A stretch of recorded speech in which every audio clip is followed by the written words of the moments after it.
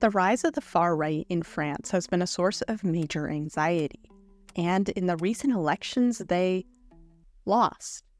Let's back up. Europe as a whole has experienced a shift to the far right over the last few years. Far-right governments are now in power in Italy, Finland, Slovakia, Hungary, Croatia, and the Czech Republic. Additionally, Sweden's center-right government is backed by the far right. In Austria, the center-right and far-right are in coalition, and the far-right is ahead in the polling as we approach a national election in September. Europe's far-right shift is 15 years in the making. Germany's AfD party, which stands for Alternative for Deutschland and translates to Alternative for Germany, started in 2013. And in France, Marine Le Pen took control of the National Rally, formerly National Front, and made it more palatable in 2011. Perceived failures on immigration and the COVID-19 pandemic have made space for far-right ideologies and allowed the parties to take hold on the continent. The shift is also about rejecting the status quo. People are dissatisfied with the way things are because of the cost of living, inflation, and the sanctions on Russian oil, which continue to drive up energy prices. Which factors specifically are driving the far-right shift is different from country to country. In Poland and Estonia, it's more about the war in Ukraine. In Germany, it's migration. In France and Denmark, it's climate policy. In Southern Europe, it's still about the 2008 financial crisis. The far-right shift isn't just coming from far-right parties. Center-right parties are also shifting further right. Center-right is creating more hardline policies on not only immigration, but also climate policy, which has come in large part in response to farmers' protests, particularly in France and Germany. These farmers are concerned with the economic impacts of climate policy. Much of the far-right shift is actually driven by younger people. Just a few years ago, young voters from the so-called climate generation were seen as unquestionably progressive, but that is no longer the case. One theory to explain this change is that younger voters feel left behind.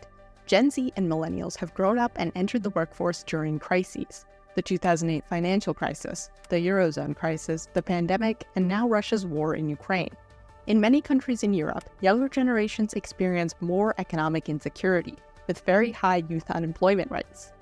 They also lack the fear and distrust of the far right often held by older voters because they are further removed from Europe's 20th century far-right parties and their ties to fascism. They are a blank slate. Far-right candidates have also sought to attract younger voters with enticing policies that seem out of place in their campaign.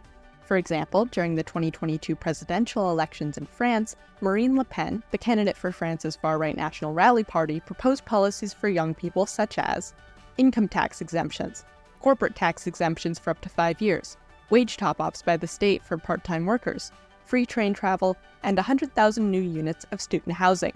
Le Pen won 50% of the vote for 25 to 34-year-olds, compared to just 41% from the general population and 29% from over 70-year-olds.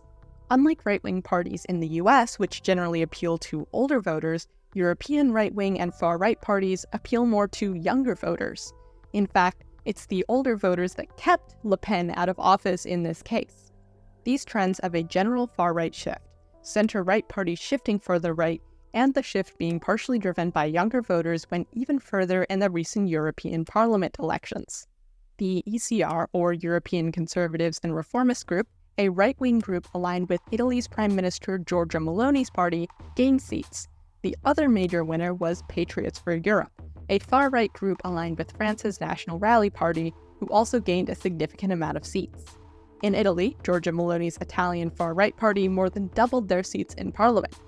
Germany's AfD also now has more seats in parliament than the ruling Social Democrats, though the center-right party did still win the most seats. Before the election, fearing a far-right shift, the more center-right party shifted right on immigration, allowing them to remain the largest group in parliament. The real losers were the Greens, partially because of the youth vote shifting to the far right. Looking at the youth vote, the AfD won 16% of the under 25 vote, which is triple the share of the demographic that it got in 2019. 30% of voters under 30 in Poland supported the far-right Confederation Party. The National Rally won the largest share of the under 34 vote at 32%, a 10-point rise from 2019. Most notable is the results in France, where overall the National Rally got about 31% of the vote. more than double the share that current President Emmanuel Macron's centrist party got, at only 14%. In response to the National Rally's performance, Macron called for a snap election in France. The reasoning behind this seems to have been that Macron would inevitably face lots of pressure to call an election at some point. His government would also be likely to face a no-confidence vote in September when a new budget would have to be passed, and if it failed the vote, the National Assembly, the French version of Parliament, would be dissolved. He was also reportedly hoping for what an advisor described as a moment of clarification, to show how real the support for the National Rally actually is. The move was seen as quite the gamble, especially given that opinion polls showed the National Rally solidly in the lead with a predicted 36% of the vote, and many were worried that it would afford the party control of the National Assembly. The election was held in 2 rounds, with the first round being held on June 30th and the second round on July 7th. If no candidate won more than 50% of the vote in the first round, it went to the second round.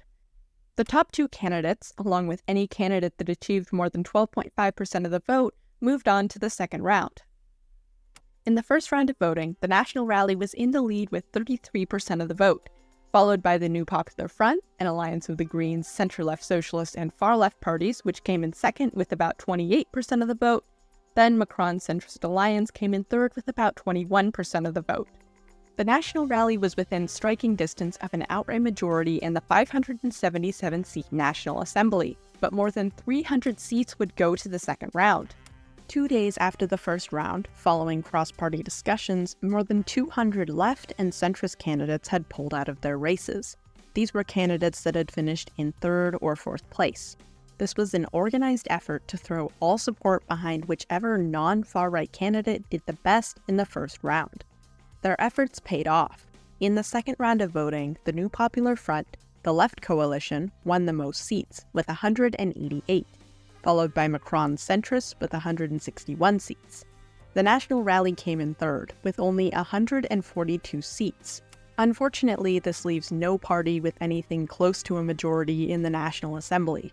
Likely, some sort of coalition will need to be formed between the centrist alliance and the New Popular Front in order to form a government. Macron also denied the current prime minister's resignation, asking him to stay on as temporary prime minister while the government is in limbo. It's not all sunshine and roses in France right now, but the far right was pushed out. The shift to the far right, not only in France and Europe, but globally, is dangerous, and we need to not only understand it, but also to fight against it. This election has shown that we can win